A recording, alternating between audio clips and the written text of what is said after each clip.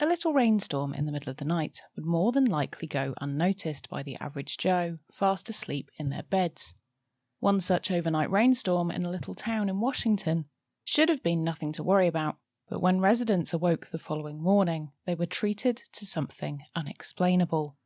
A large amount of gelatinous blobs all over the town. This would have been weird, but nothing too much to worry about. But people started to become unwell with a mystery illness. What was this mysterious substance? Where had it come from? And more importantly, who or what had caused the toxic goo to rain down upon the residents of this tiny town? And would it happen again? Join me as we travel down the rabbit hole and explore the macabre mini mystery of the Oakville Blobs.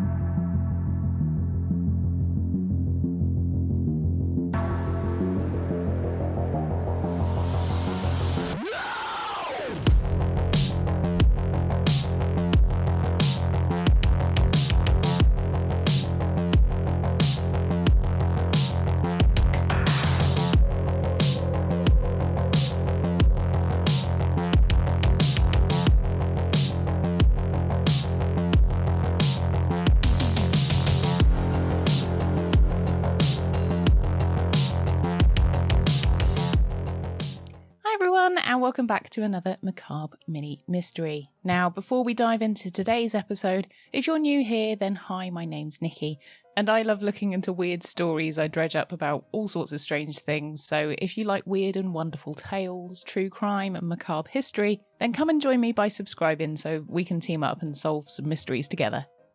Today's Macabre Mini Mystery I discovered when somebody mentioned it to me in passing, and ever since I've not been able to stop thinking about it. And so today I'm going to perform some catharsis and pass it on to you so we can share in the burden of the unsolved goo. Oh, that rhymed. Now, let us travel back in time to August 1994, which is 27 years ago. That's slightly terrifying to comprehend. It had been feeling like it was going to rain overnight in Oakville, and David Lacey, a police officer in the town, was out on a middle-of-the-night patrol. At around 3 a.m, the heavens opened, and along with his friend who was in the car with him, I have no idea why his friend was with him in the police car at 3 a.m, but there we go, the pair drove onwards. Rain wasn't uncommon in Oakville. In fact, the average rainfall was 150 or so days per year, which exceeds the average rainfall in London, which is about 100 or so days per year. Interestingly, when doing my research on average rainfall statistics, yes, I know you must be all so jealous of my wild lifestyle, I discovered that it rains more on average in Rio de Janeiro and Mexico City than it does in London, despite the capital's precipitous reputation. Anyway, Dave and his mate were driving into the rain when they started to notice something wasn't quite right.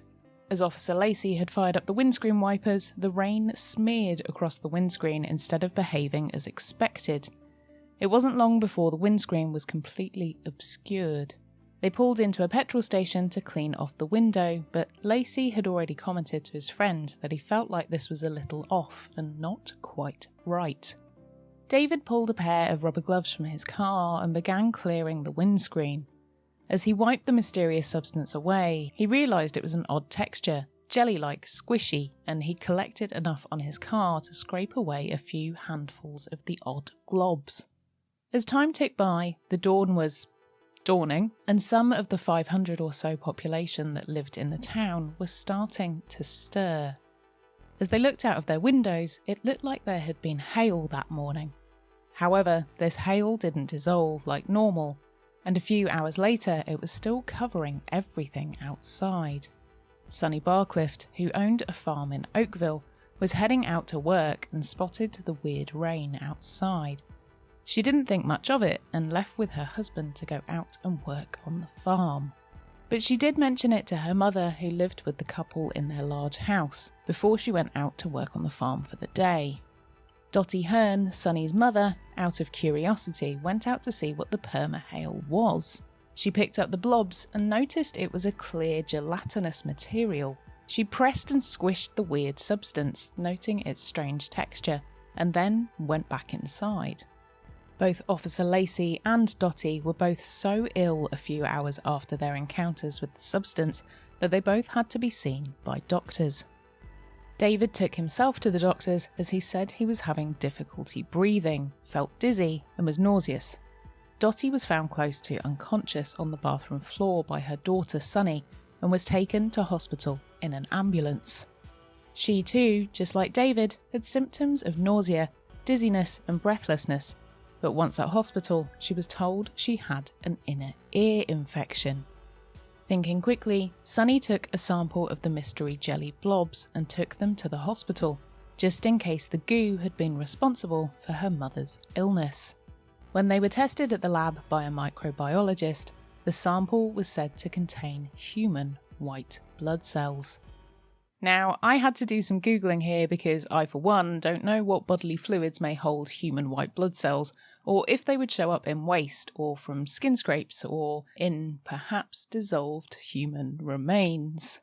So it turns out that white blood cells can be found in, and if you're currently eating, I suggest you stop, snot, and fun fact, the more viscous the snot, the more white blood cells, tears, urine, feces, saliva, which has a surprisingly large number of them. But basically, if your body can produce it, it probably contains some white blood cells. Luckily, Dottie made a full recovery after a 3-day stay in the hospital. But a few days after she was ill, her daughter and son-in-law also came down with the mystery illness, but only mild symptoms of what Dottie had. Over the next 3 weeks, the goo rain happened a further 5 times. Out of the small population, a large majority of the residents of Oakville became ill with the same symptoms, and the whole town said there were many cases of a flu-like illness which contaminated the residents. The illness which the townsfolk encountered was said to range in severity and lasted weeks and months instead of days like a normal flu. The falling slime was also held accountable for the deaths of several pet cats and dogs, which encountered the mysterious substance, including Sunny's own kitten. And in a search for some answers, Sunny took another sample to the lab.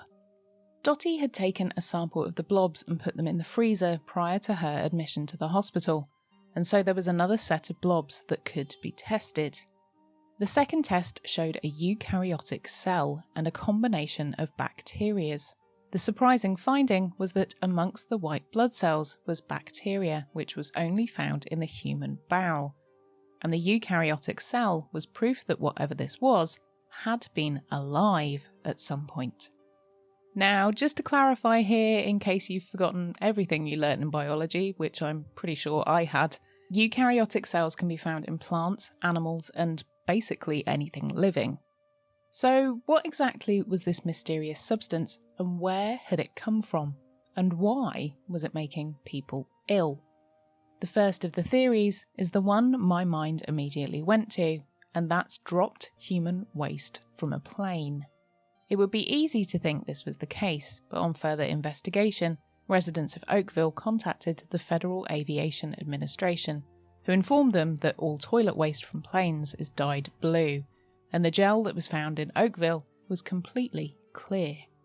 Furthermore, all planes are banned from dropping the mile-high kids off at the Earth Pool whilst in flight.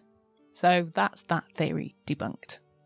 The next one was the experimental bombing by the military, which was happening 50 miles away off the coast of the state, happened to have a rather undesirable effect on sea creatures. The thought being that a shoal, or is it school, a blancmange? Anyway, a large amount of jellyfish had been annihilated and blown into tiny pieces, which had then been picked up by clouds and dispersed over Oakville for the next few weeks. This theory does sound possibly plausible, but given that the blobs were entirely odourless, doesn't quite correlate with that either. If expired jellies had been exploded and then been travelling through the sky, then there would be a bit of a stink. Other theories from around the internet range from everything from the town's local paper mill trying out new types of mulching techniques, but the mill confirms that they hadn't changed anything around this time, Another suggestion is that a factory which made silica gel beads for nappies had an explosion. But again, there is nothing out there to corroborate this theory. In order to find out what may have caused the occurrence, we first need to see if this has ever happened before elsewhere, and what the cause was deemed to be. If you go as far back as biblical times, there have been reports of strange things falling from the sky. One thing in particular, which may make sense, is frogs, or something which looks like little gelatinous blobs, frog spawn. Anything which apparently falls from the sky with a rubbery texture is referred to in folklore, and now in general, as star jelly, and these mysterious blobs have developed somewhat of a myth around them, but they're not actually as rare as you may think. Blobs such as the aforementioned frog spawn have rained down on unsuspecting bystanders from such delightful things as vomiting birds, but the Oakville Blobs were a little too regular and far-reaching to have just been an overstuffed heron spilling their breakfast. Other types of star jelly may not have even come from the sky at all, but instead, the ground. There's a certain type of fungus which pops up on lawns which just so happens to be round and gelatinous, giving the appearance of having dropped out of the sky, when in fact it has grown from spores on the ground. Other tests on star jelly carried out in the USA have found there to be no DNA from the samples, whereas other tests carried out on samples taken from various different sites have given readings which are consistent with amphibian remains and various different types of fungus. The theory which I think makes the most sense is that this was a type of algae. It would make sense that the algae was either whipped up by a water spout or the spores evaporated and then rained down in little formed pieces over a period of weeks. Sickness, which can be developed from ingesting or coming into contact with certain types of blue-green algae, as it's known, can cause dizziness, vomiting, nausea, and you guessed it, flu-like symptoms. Despite the name of the algae, it can actually be clear and not blue or green.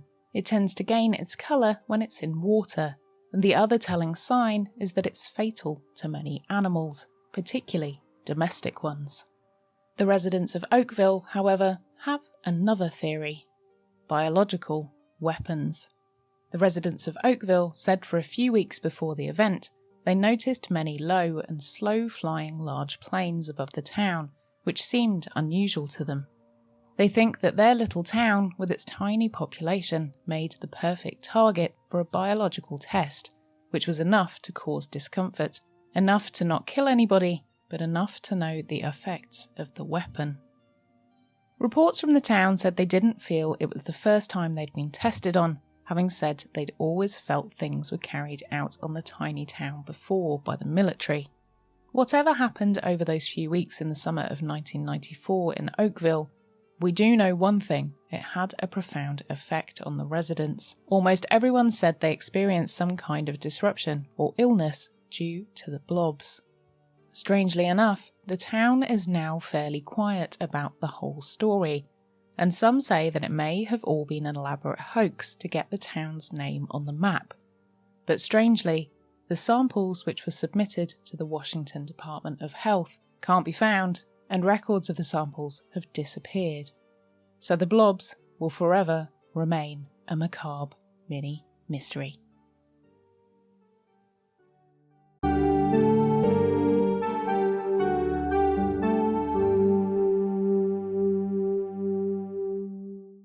Thanks so much for joining me for that episode. As I said, this one has been living rent-free in my brain for a while now, so it's great to share the knowledge, and I hope the story was new to you, or if it wasn't, that you learned something new about the case.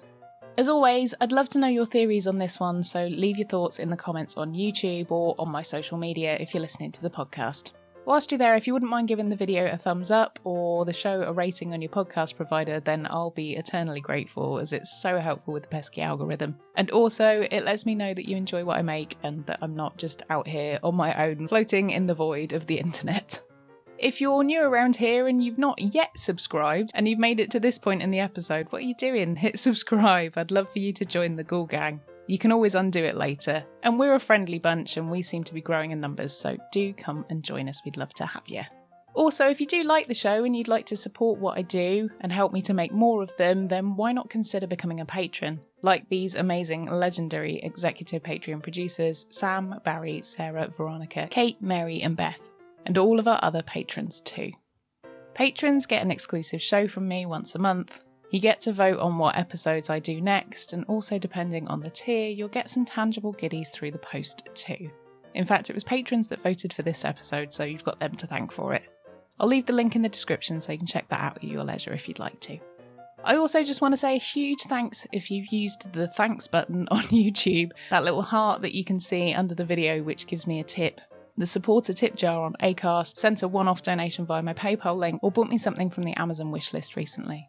I am absolutely astounded at how generous you are, especially when things are difficult for a lot of people right now. It makes me feel really appreciated and that you really value what I make, so thank you. You're bloody brilliant.